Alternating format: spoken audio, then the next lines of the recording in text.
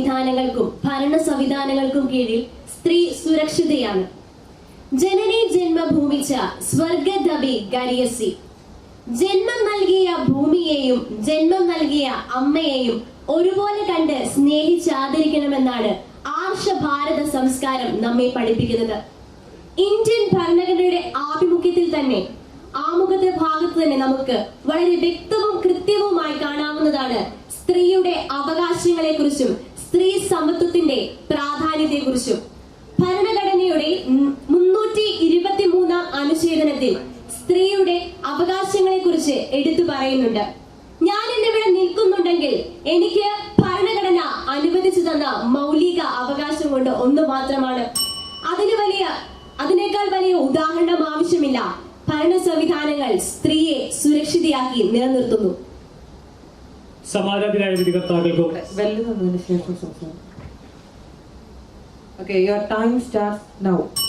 സമാജാതിരായ വിധികർത്താക്കൾക്കും സദസ്സിലിരിക്കുന്ന പ്രിയപ്പെട്ടവർക്കും എന്റെ വിനീതമായ നമസ്കാരം.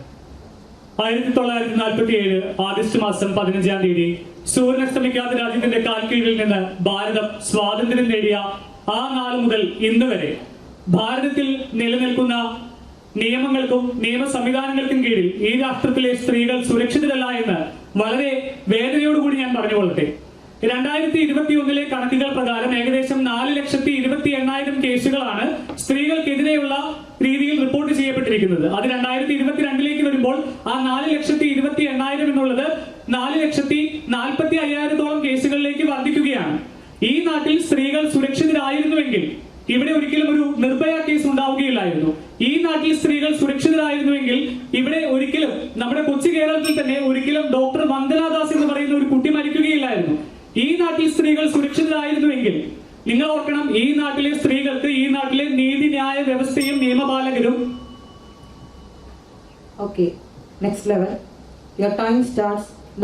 ബഹുമാനപ്പെട്ട സുഹൃത്ത് പറയുകയുണ്ടായി സ്ത്രീ സുരക്ഷിതയല്ല എന്ന്. ഇന്നലത്തെ ദീപികയിലെ വാർത്ത എടുത്തു നോക്കുകയാണെങ്കിൽ നമുക്ക് വ്യക്തമാണ് 16 വയസ്സുകാരി എവറസ്റ്റ് കൊടുമുടി കീഴടക്കി എന്നത്.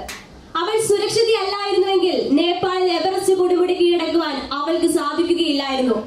ആ സുരക്ഷിതത്വം ഉറപ്പുവരുത്തിയത് കൊണ്ടാണ് അവൾക്ക് ആ എവറസ്റ്റ് കൊടുമുടി കീഴടക്കാൻ സാധിച്ചത്. ഇന്ന് ഞാൻ ഇവിടെ നിൽക്കുന്ന ഇരിഞ്ഞാലക്കുട എന്ന മണ്ഡലത്തെ എടുത്തു നോക്കുകയാണെങ്കിൽ എനിക്ക് പറയാനുള്ളത്, കഴിഞ്ഞ 15 വർഷമായി ഇരിഞ്ഞാലക്കുടയിൽ വനിതാ പ്രതിനിധി ഇല്ലായിരുന്നു. അതിന് മാറ്റം കുറിച്ചുകൊണ്ട് ആർ ബിന്ദു എന്ന് പറയുന്ന ഉന്നത വിദ്യാഭ്യാസ മന്ത്രി നിയമസഭയിലേക്ക് മത്സരിച്ചിട്ടുണ്ടെങ്കിൽ സ്ത്രീക്ക് സുരക്ഷിതത്വം ഉണ്ടെന്നുള്ള വളരെ വലിയ ഉദാഹരണമാണ്.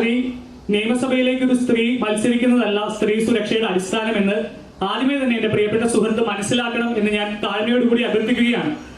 ഈ നാട്ടില് സ്ത്രീകൾ സുരക്ഷിതരായിരുന്നുവെങ്കിൽ ഈ നാട്ടിലെ സ്ത്രീകളുടെ സുരക്ഷിതത്വത്തിന് ചുക്കാൻ പിടിക്കേണ്ട നേതാക്കന്മാരുടെ ഒരു പ്രത്യേക രാഷ്ട്രീയ വിഭാഗത്തിൽപ്പെടുന്ന ഒരു നേതാവിന്റെ പക്കൽ നിന്ന് ഏകദേശം 2,500 മുകളിൽ സ്ത്രീകളെ മാനഭംഗപ്പെടുത്തി അല്ലെങ്കിൽ അവരുടെ സമ്മതമില്ലാതെ അവരുടെ ശരീരത്തിൽ തൊടുന്ന ദൃശ്യങ്ങൾ ഉൾപ്പെടെ, അത് ഓർക്കണം, 18 വയസ്സ് മുതൽ 60 വയസ്സിന് മുകളിലുള്ള സ്ത്രീകൾ വരെയുള്ള ആ ഒരു നേതാവിന്റെ കയ്യിൽ നിന്ന് ചിത്രങ്ങൾ അടക്കം ഈ പുറം ലോകത്തേക്ക് പുറപ്പെട്ടു പോയിട്ടുണ്ടെങ്കിൽ ഈ നാട്ടിലെ സ്ത്രീകൾക്ക് എന്ത് സുരക്ഷിതത്വമാണ് ഇവിടുത്തെ സുരക്ഷിതത്വം ഉറപ്പാക്കേണ്ടവർ പോലും കൊടുക്കുന്നത് എന്ന് ഞാൻ ചോദിക്കുകയാണ്.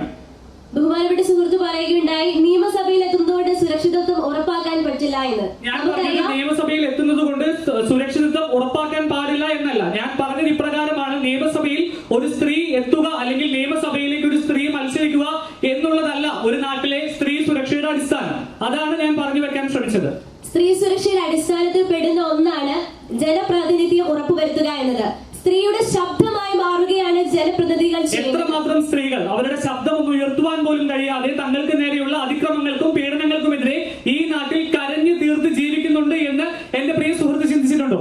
കരഞ്ഞു തീർത്ത് ജീവിക്കുന്നതിനേക്കാൾ അധികം അതിനെതിരെ പ്രവർത്തിക്കുന്ന ഒരുപാട് ആളുകളുണ്ട്. നമുക്കറിയാം, ഞാൻ സ്ത്രീ എന്ന് പറയുന്ന വിഭാഗത്തെ ബഹുമാനിക്കുന്നു. ഒരുപാട് പേര് ശബ്ദം ഉയർത്തി വരുന്നുണ്ട്. എന്നാൽ ആ ശബ്ദം ഉയർത്തി വരുന്നതിനേക്കാൾ കൂടുതലാണ് പ്രിയപ്പെട്ട സുഹൃത്തെ ഈ നാട്ടിൽ ശബ്ദം ഉയർത്തുവാൻ പറ്റാതെ. ശബ്ദം ഉയർത്തുവാൻ പറ്റിയിരുന്നെങ്കിൽ ഈ നാട്ടിൽ ഇന്ന് പലരുടെയും മുഖംമൂടികൾ അഴിഞ്ഞു വീഴുമായിരുന്നു.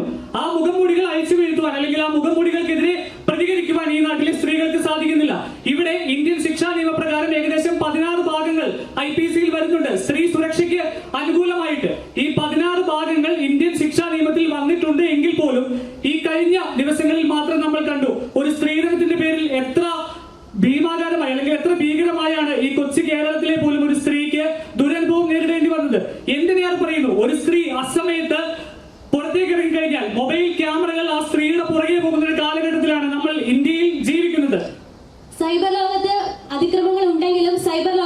സ്ത്രീയെ വിമുക്തമാക്കാനായിട്ട് ഒരുപാട് നിയമങ്ങൾ മുൻപോട്ട് വന്നിട്ടുണ്ട്.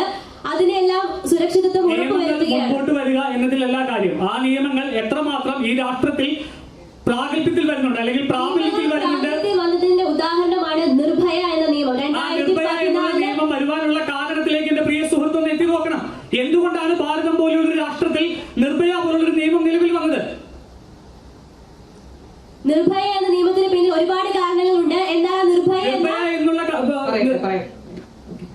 എന്ന് 2017 പി നരസിംഹറാവു എന്ന പ്രസിഡന്റിന്റെ നേതൃത്വത്തിൽ നിർഭയ വന്നിട്ടുണ്ടെങ്കിൽ അതിനെതിരെ പ്രവർത്തിച്ചവർ ഒരുപാട് പേരുണ്ട്. അതിനായി രാത്രിയെന്നോ പകലെന്നോ ഇല്ലാതെ അക്ഷീണം പ്രവർത്തിച്ചതിന്റെ ഫലമാണ് ആ നിർഭയ വന്നതിലൂടെ നമുക്ക് സ്ത്രീയുടെ സുരക്ഷിതത്തെ കുറിച്ച് കൂടുതൽ അറിയുവാനും സ്ത്രീകൾ നേരിടുന്ന പ്രശ്നങ്ങൾ എന്താണെന്ന് അവബോധം നേടുവാനും ഗാർഹിക പീഡനത്തിനെതിരെ അവൾക്ക് പോരാടാനുമുള്ള ശക്തിയാണ് നിർഭയ 2014 ഈ നാട്ടിലെ നിയമപാലകരോടൊപ്പം ഒരു പ്രതി കേരള സംസ്ഥാനത്തിലെ ഒരു ആശുപത്രിയിൽ ആ പ്രതിയുമായി ചെന്നതിന് ശേഷം അവിടെ ഡോക്ടർ വന്ദനാദാസ് എന്ന് പറയുന്ന കോട്ടയം ജില്ലയിലെ കുറുപ്പന്തറയ്ക്കടുത്തുള്ള ഒരു മെഡിക്കൽ വിദ്യാർത്ഥിനി, ഒരു യുവ ഡോക്ടർ മരിച്ചിട്ട് 1 വർഷം കഴിഞ്ഞതേ ഉള്ളൂ പ്രിയപ്പെട്ട സുഹൃത്തെ.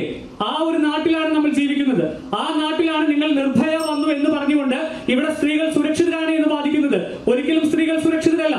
ഞാൻ ചോദിക്കട്ടെ, ഇര എന്ന് 1 വീതം 3 നേരം ഈ രാഷ്ട്രത്തിൽ ഉറക്കി വിളിച്ചു പറയുന്ന ഒരു കാലഘട്ടത്തിലൂടെ ഞാനും എന്റെ പ്രിയ സുഹൃത്തും ഈ സദസ്സിലിരിക്കുന്നവരും കടന്നു പോകുമ്പോൾ ഏത് അർത്ഥത്തിലാണ് സ്ത്രീ സുരക്ഷയുള്ള ഏറ്റവും നല്ല ഉദാഹരണമാണ് ഞാൻ ഇന്നിവിടെ നിൽക്കുന്നത്.